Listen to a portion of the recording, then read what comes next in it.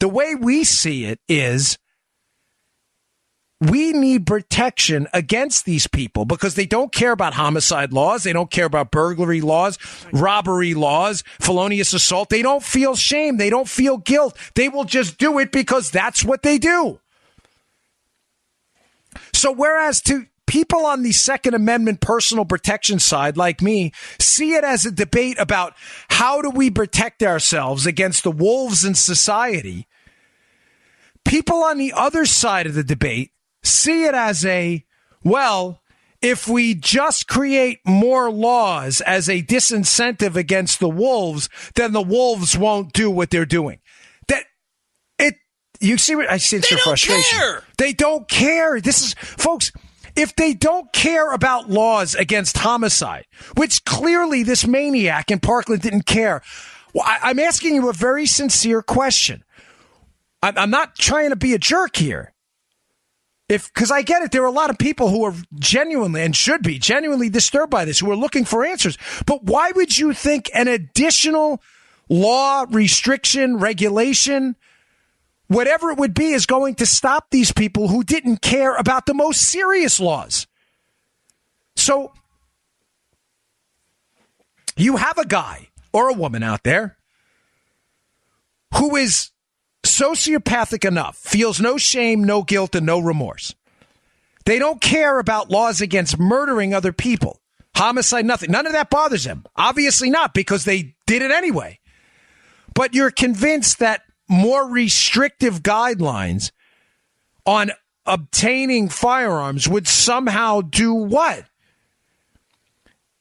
And I get it. I'm trying to understand this from the other side's perspective, unlike the other side of this firearms debate, which is not in any way trying to understand it from ours, because they're obsessed with calling us all accomplices to murder. We have blood on our hands. Yo, you don't believe me? Follow my Twitter account if you think I'm making any of this up.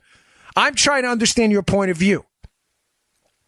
Now, your point of view may be, Joe, well, at least it would make it a little more difficult.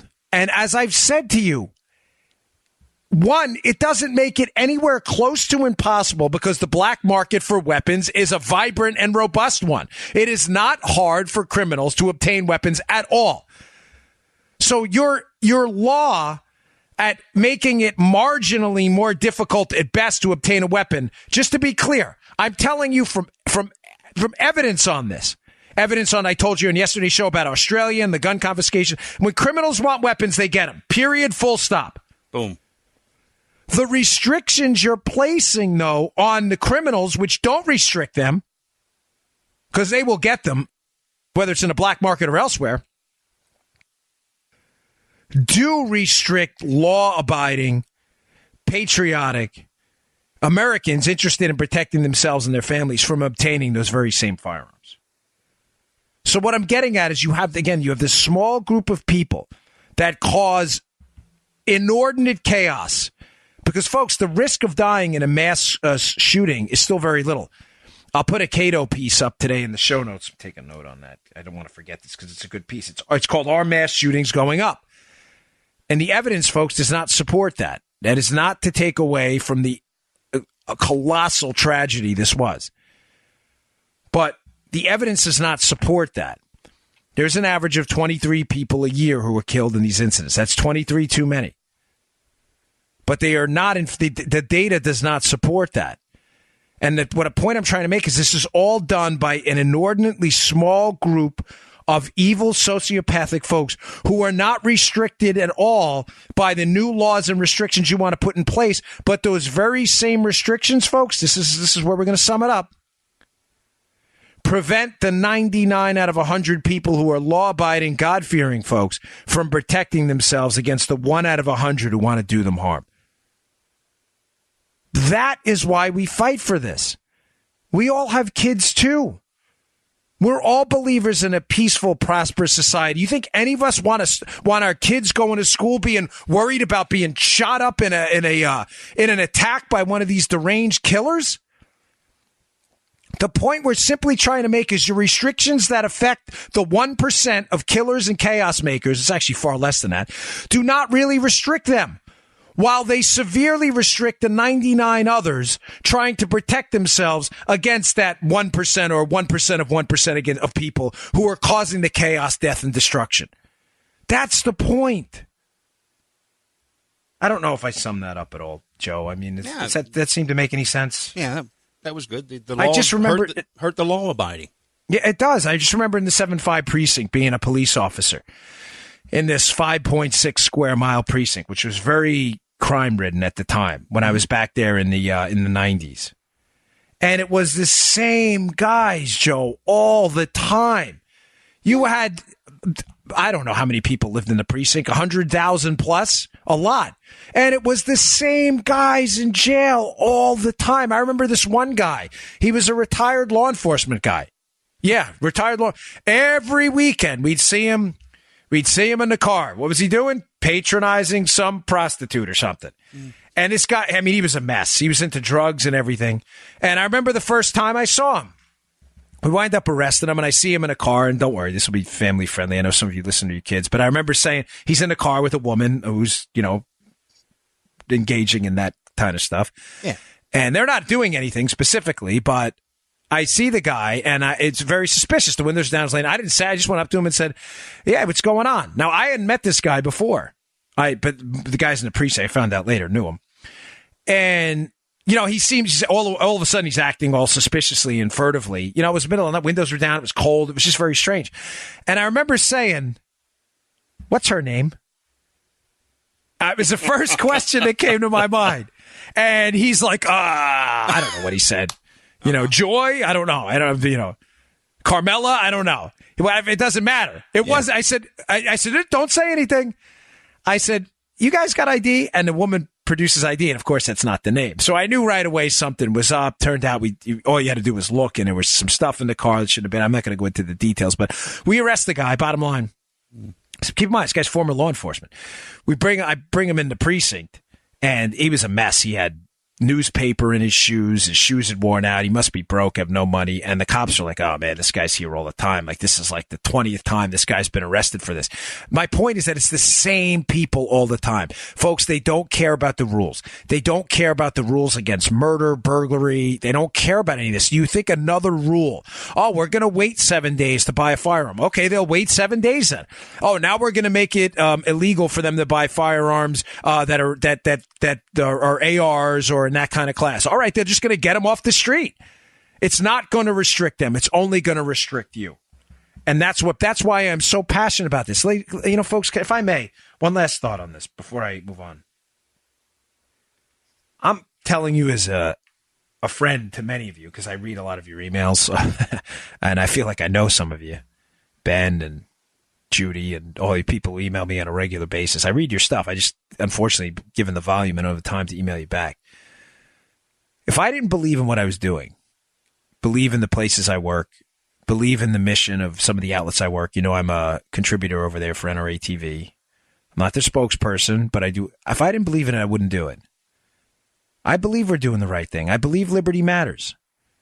And I believe the freedom for you to protect yourself against the wolves of society is something that should be passionately fought for. If I didn't believe in it, I absolutely wouldn't do it.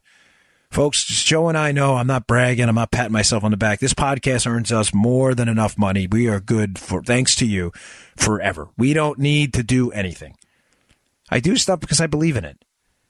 And I believe I'm telling you in my heart that this is the right thing, that your ability to protect yourself, to defend yourself against the wolves of society should be the full stop, period, end of sentence. That should come first.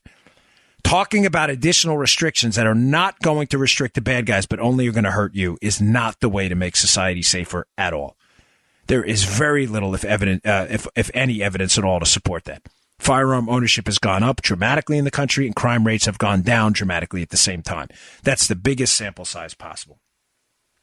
Okay, I want to move on to this a little bit of a lighter note. This story about a cashless society, because it has me worried. I brought this up before, and it's kind of a warning sign to everybody out there. But before we get that, today's show is also brought to you by our buddies at Filter By. Folks, it's cold out there. Super Bowl was like -5 or something like that. Winter's in full swing. Finally, we're starting to shake the doldrums of the cold weather. But your HVAC system's working OT over time. If you aren't properly maintaining your filters, you're not only breathing unhealthy air, you might find yourself with no heat and thousands in repairs like I did. And I'm inside all the time. I have bad allergies, so for me, it's imperative that I change my filters all the time. There's a better way now with FilterBuy.com, America's leading provider of HVAC filters for homes and small businesses. FilterBuy.com carries over 600 different filter sizes, including custom options, all shipped free within 24 hours, and they're manufactured, folks, right here in the great old U.S. of A. FilterBuy offers a multitude of MERV options all the way up to hospital grade, so you'll be removing dangerous pollen, mold, dust, and other allergy-aggravating pollution while maximizing the efficiency of your HVAC system. Right now, folks, you can save 5% when you set up auto delivery, so you'll never need to think about air filters again. Save money, save time, breathe better with FilterBuy.com. That's FilterBuy.com.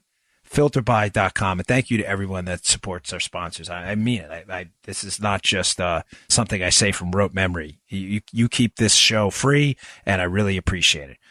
You know, should I say this, Joe? But I did get a complaint. A guy emailed me last week. Hey, you got a lot of sponsors. Folks, this is one complaint that, keep in mind, out of probably 6,000 emails I received last week, if not more.